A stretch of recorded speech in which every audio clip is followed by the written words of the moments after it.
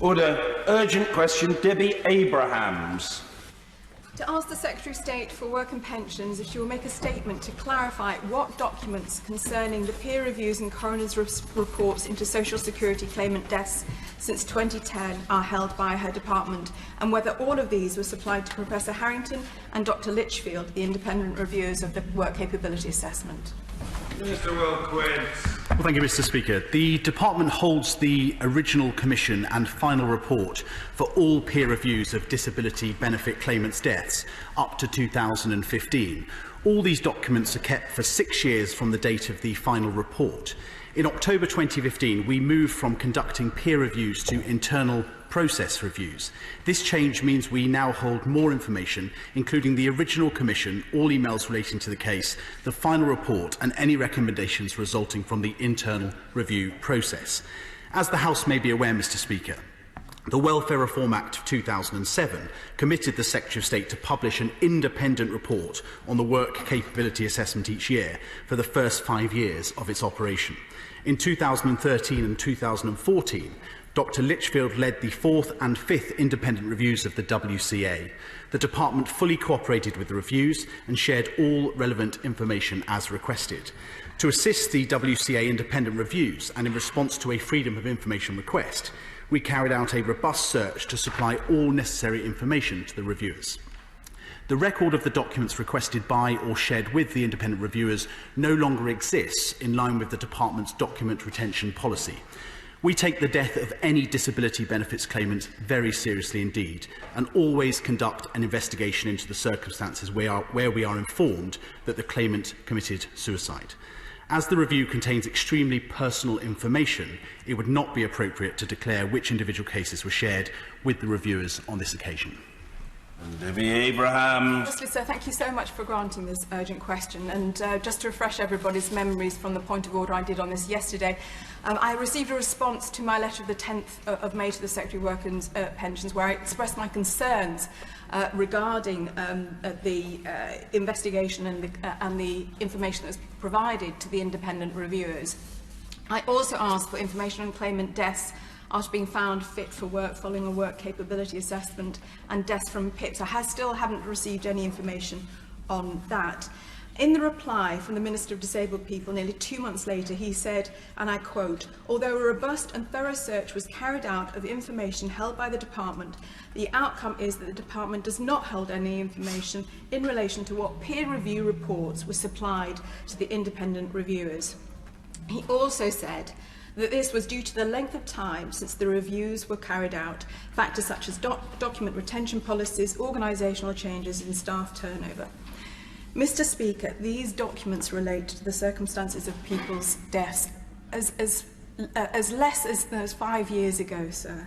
The independent reviewers were investigating the work capability assessment process, including their impacts. It is deeply troubling that the Department appears to have had no record of what was supplied to the reviews, especially when both Professor Harrington and Dr Litchfield say they did not receive such documents. In the same response, the Minister tried to suggest that the reviewers didn't request these reports. It begs the question as to whether the Department's record-keeping systems are fit for purpose or whether these documents were deliberately withheld. So can the Minister confirm that these documents were not sent to Dr Litchfield in 2013? And why does his department not hold records on what information was supplied to Dr Litchfield and his predecessor, Professor Harrington? The Minister in his response has just said that the retention policies are that they don't keep these records. I find that deeply concerning, considering other departments' requirements under the law to keep these sort of data.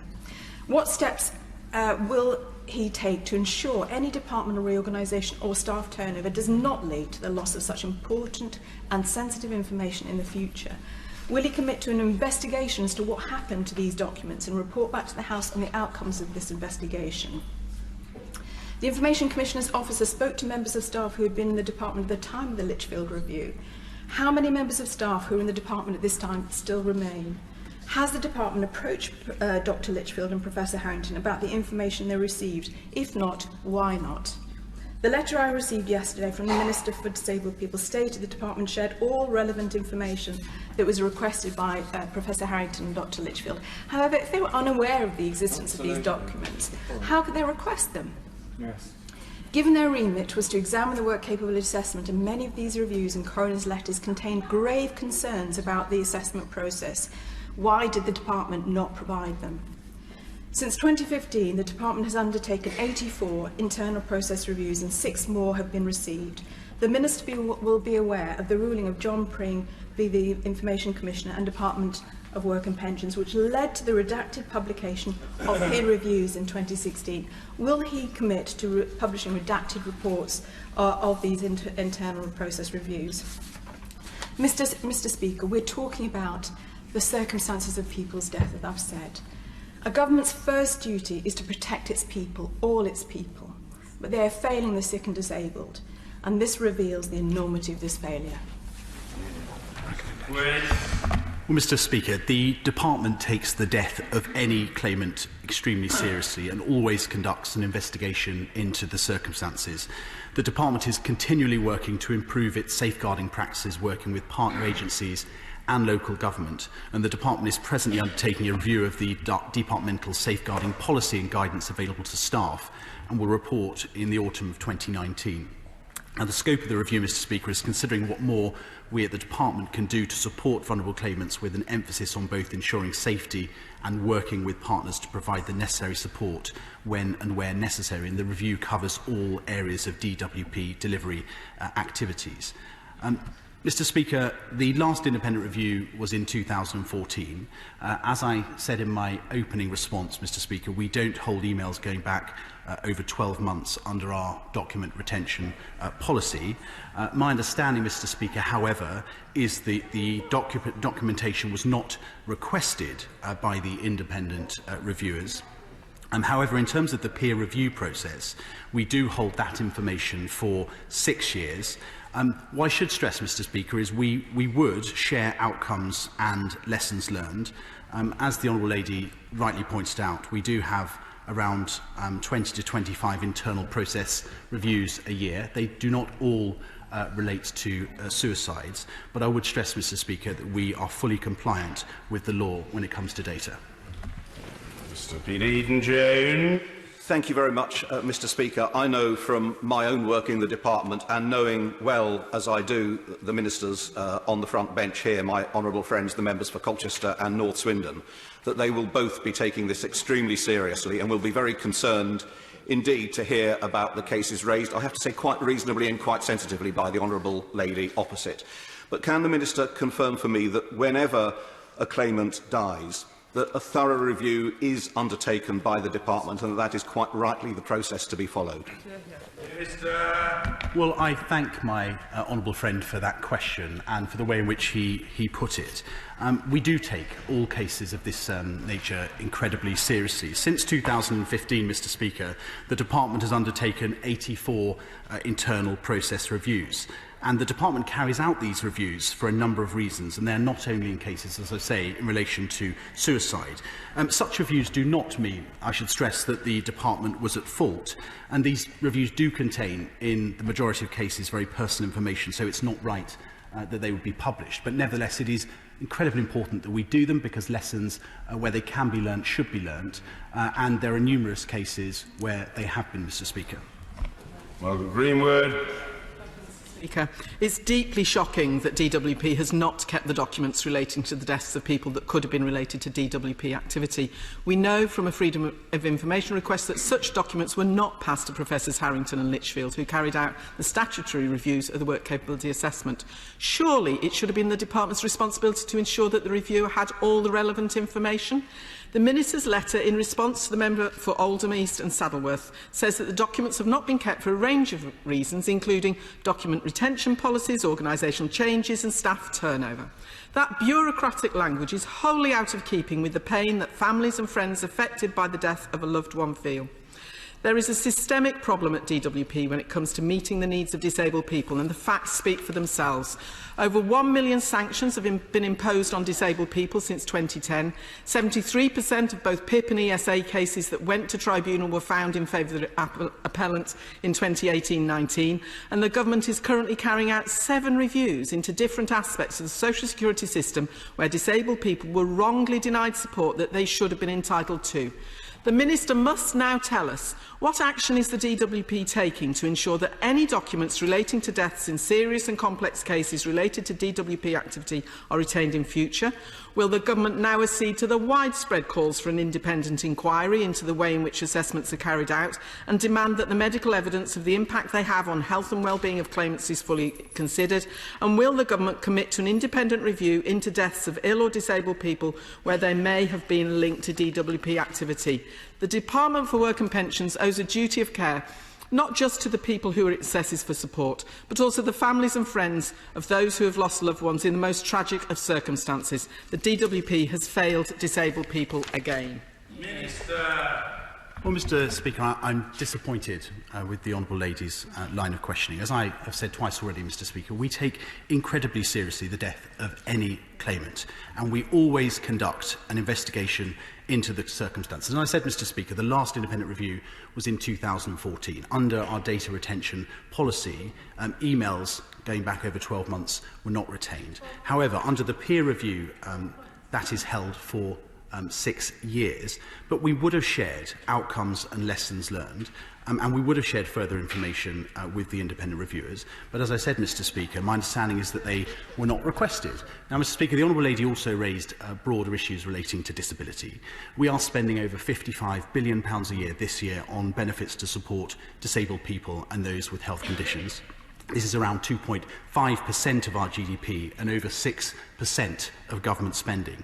This year, Mr. Speaker, spending on the main disability benefits of PIP, DLA and attendance allowance will be over £6 billion higher than it was in 2010, and disability spending will be higher every year to 2023 than it was in 2010.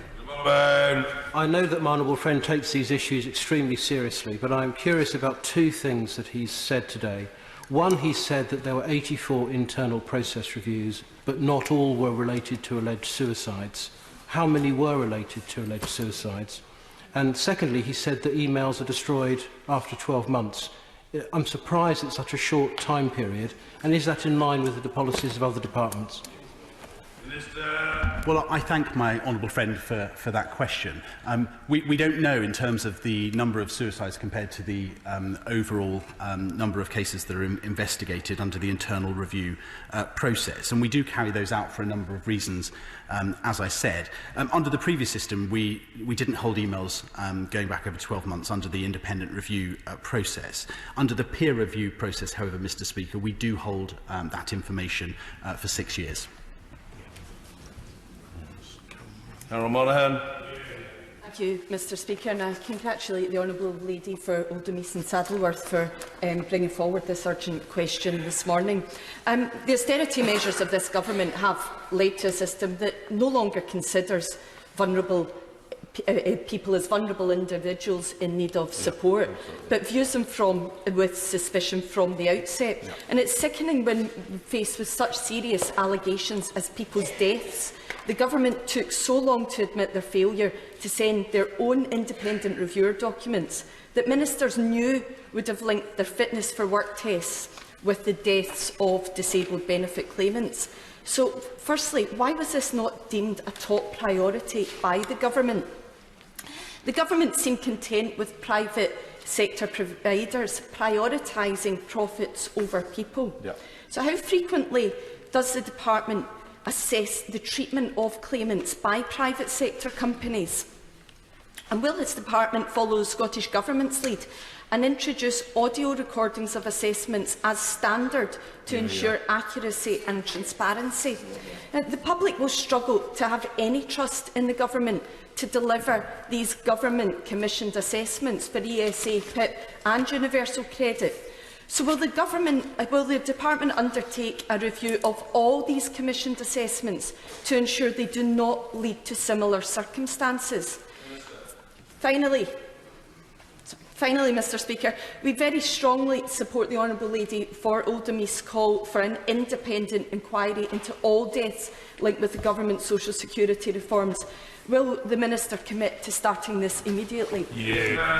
Well, Mr Speaker, we take both the independent reviews, the peer reviews and indeed the findings of coroners incredibly seriously. And where there are lessons to be learned, we absolutely take those within the department and look at ways in which we can improve our processes and procedures to improve the service that we provide to claimants. In terms of reviewing third parties that we work with, we are already piloting or trialling audio recording of assessments, and we will look at the results of that and whether it's appropriate to roll that out further in due course. And I would assure the Honourable Lady and others across this House that we do, of course, audit and take a very close look at all of those that are providing services to the department.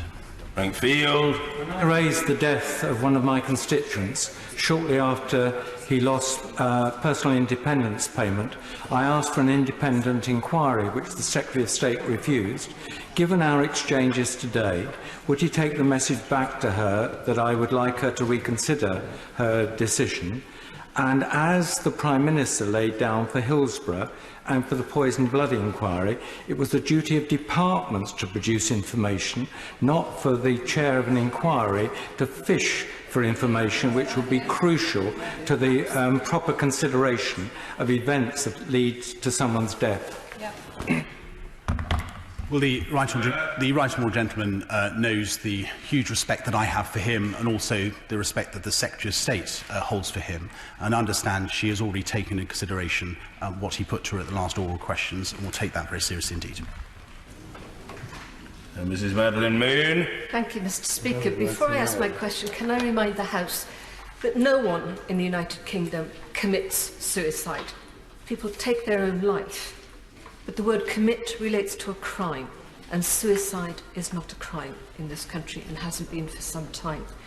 Mr. Speaker, while looking to move forward and provide information for my removal of the 6 months time limit for terminal illness claimants, I asked for information about people who died while waiting for a decision in relation to PIP.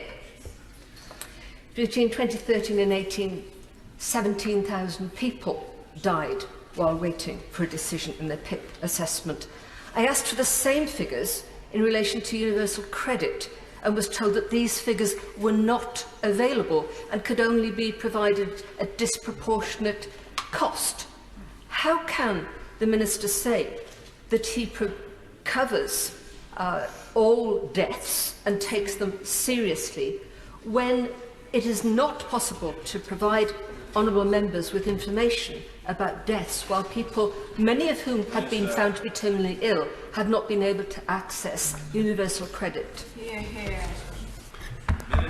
Well, Mr. Speaker, firstly let me thank the Honourable Lady for her what she said in relation to suicide. Language is important, and she was right to pull me and others across the House up for the use of that language. She raises a hugely important point. We're working very closely with stakeholders in this regard to see what more we can do, and I'd be very happy to meet with her to explain the response to the written parliamentary question that she submitted in further detail. Paul Sweeney. Thank you, Mr. Speaker. 580 of my constituents were displaced in the transition from disability living allowance to personal independence payment, a loss of £2 million a year. So what is the Department doing to track the outcomes faced by those who aren't in receipt of government support? In particular, a case of mine where a young man actually was forced to rely on his mother's financial support in the last months of his life before he died of a terminal brain tumour because the government rejected his claim for support. So what would the government do to track those particular cases when they aren't in receipt of benefits? Well, Mr. Speaker, what we are doing is spending £6 billion more, and we will continue to work with stakeholders where possible to make sure that we can improve our processes. Christine Jardine. Thank you. Thank you very much, Mr. Speaker. The Minister's Department has, as has already been said, given us a number of reasons for why these documents and this information was not available. But to the public and to those affected, it will seem that there can be only two acceptable or reasonable reasons, which are either that it was deliberately withheld and covered up, or it was incompetence. In order to get to the bottom of this and to reassure the public, will the Minister give those of us who are asking today for that inquiry the assurance that it will do everything it possibly can to get to the bottom of this? Well, I mean, Mr. Speaker, what I would say is in cases of this nature, our inquiries and investigations nearly always go alongside a coroner's investigation. So it is important to say that there is already that independent investigation, and we do work very closely and supply information as required by the coroners. Mr David Linden. Thank you very much, Mr Speaker. When we consider the sensitive issue of death by suicide in particular, claimants want to press the Minister specifically on the issue of assessments being carried out inappropriately. So if someone, for example, is presenting an assessment with a mental health issue, quite often they're finding that they're being assessed by someone who's a physiotherapist. So can I ask the Minister what actions the Department is taking to ensure that assessments are done properly and by those with the relevant qualifications? Well, Mr. Speaker, I mean, under PIP, you're 5 times more likely with a mental health condition to be accepted than under the legacy benefit system. But I mean, it is important to say, Mr. Speaker, that it was the Labour Party that introduced the WCA in 2008, and we have made significant improvements to the WCA since its introduction in 2008. And we will continue to work with stakeholders and members from across this House to improve the process where we can.